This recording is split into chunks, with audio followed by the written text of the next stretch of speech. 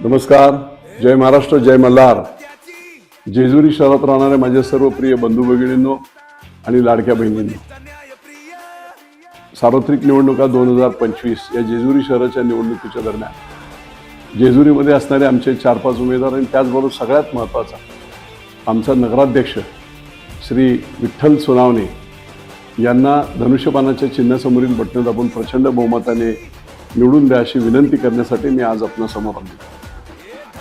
मी अतिशय कॉन्फिडन्सने दाव्यासकट सांगतो की जेजुरी शहरामध्ये जे इतके वर्ष ज्यांच्या हातात सततची सत्ता आहे ते सर्व नेते बारामतीकरांना नेतृत्व मानणारे आहेत. परंतु मला आज आपल्या सर्वांच्या साक्षीने सांगावंसं वाटतं की 50 वर्ष मुख्यमंत्र्यापासून उपमुख्यमंत्र्यापर्यंत सर्व सत्ता असताना जेजुरी देवस्थानचा विकास आराखडा हे ते कधीच त्यांनी केलं नाही. जनतेला फसवलं, तसंच देवाला देखील फसवलं.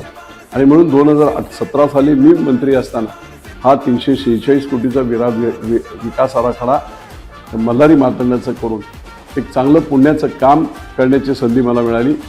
एकनाथराव शिंदे मुख्यमंत्री असताना मल्हारी मार्तंडाच्या दर्शनाला आले आणि त्यांनी भूमिपूजन केलं.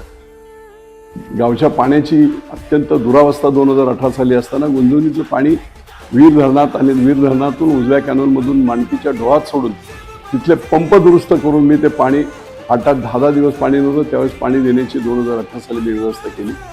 त्या जुन्या दोन्ही योजना मग नाझगावची असेल किंवा माणकी डोहातली असेल या आता काही पुऱ्या पडणार नाहीत आणि म्हणून 78 कोटी रुपयांची नवीन पाणीपुरवठा योजना माननीय मुख्यमंत्री तत्कालीन मुख्यमंत्री एकनाथराव शिंदे होते त्या काळामध्ये मी मंजूर करून घेतली. आणि म्हणून पाण्याचा प्रश्न पुढच्या 1-2 वर्षामध्ये ही योजना निश्चितपणे पूर्ण करून दररोज पाणी मिळेल अशा प्रकारची व्यवस्था मी नागरिकांसाठी केली. आपण त्याचा विचार करत नाही आणि माझेही कार्यकर्ते थोडे कमी पडतात. पण जेजुरी शहरापासून मोरगावपर्यंतचा रस्ता 10 मीटरचा करून भाविकांना येण्या जाण्याची व्यवस्था केली. 182 कोटी 56 लाखाचा तो रस्ता निघतो. आपल्याला सांगतो, जुनी जी पाणीपुरवठा योजना होती माणकी डोहातली ती 7.5 कोटी रुपये खर्च करून ती रिपेअरचं काम आता चालू आहे. 1 कोटी 61 लाख रुपये वॉटर ट्रीटमेंट प्लॅन्ट पाणी शुद्ध करण्याच्या याला ते सुद्धा काम जोरात सुरू आहे. नाझगावून येणारी लाईन आहे ती दुरुस्त करण्याचं 3.5 कोटीचं काम देखील सुरू आहे. रस्त्यामध्ये 8.5 गावामध्ये असणारे अंतर्गत कॉन्क्रीटचे रस्ते 8.5 कोटीचे आपण केले. त्यामुळे जवळजवळ 538 कोटी रुपये मी माझ्याकडे सत्ता नसताना देखील या शहराला दिले. मला पूर्ण सत्ता द्या.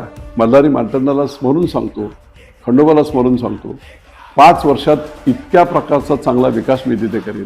खरं म्हटलं तर विकास आराखडा DP प्लॅन बनवला, पण शहराचा जो आवाकाय हद्दवाढ करायला हवी होती ती सत्ताधाऱ्यांनी केली नाही, कारण त्यांना सत्तेची भीती होती.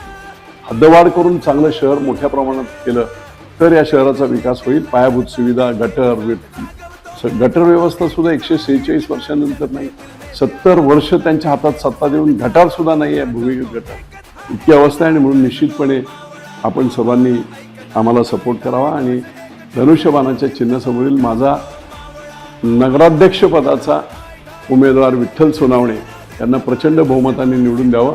त्याचप्रमाणे ॲडव्होकेट भोसले आणि इतर सर्व 3-4 जे लोक आहेत धनुष्यबाणावर त्या सर्वांनाच निवडून द्यावं असं मी विनंती करतो आणि न्यायाच्या बाजूने आपण उभं राहाल अशी अपेक्षा करत आपली रजा घेतो. जय हिंद, जय महाराष्ट्र, जय मल्हार.